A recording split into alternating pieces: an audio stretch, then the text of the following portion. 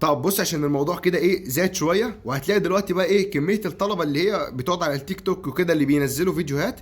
بص بقى 50% مستوى مش عارف ايه بقى 40%. طب بص، صلي على النبي وركز معايا يا حبيبي عشان انت تكون فاهم.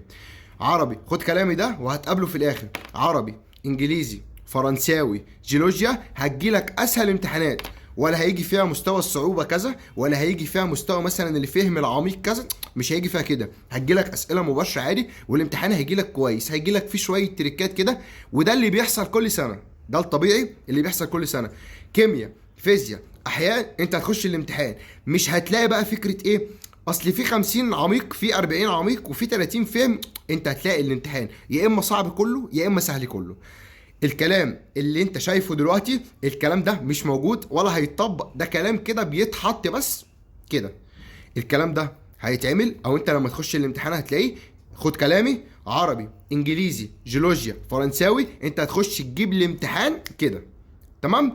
اللي هيبقى فيه تريكات، او اللي هيبقى فيه بقى ان انت تقعد كده وتفكر بالراحه، كيمياء، فيزياء، احياء، وركز في الاحياء هتجيلك اصعب امتحان. ولو انت علم الرياضه هيجيلك التفاضل اصعب فرع في الامتحان.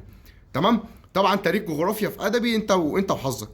اللي انا بقوله لك اللعب كله فكره ان انت 30 سؤال 30% فهم مثلا و40%، الكلام ده مش هيحصل.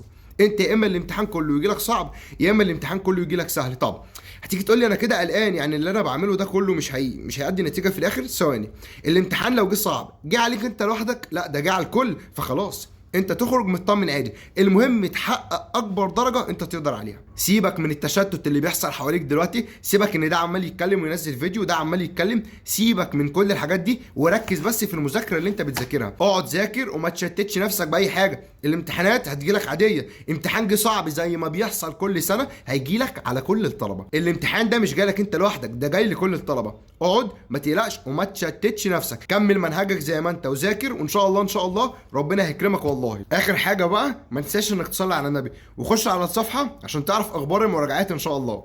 سلام.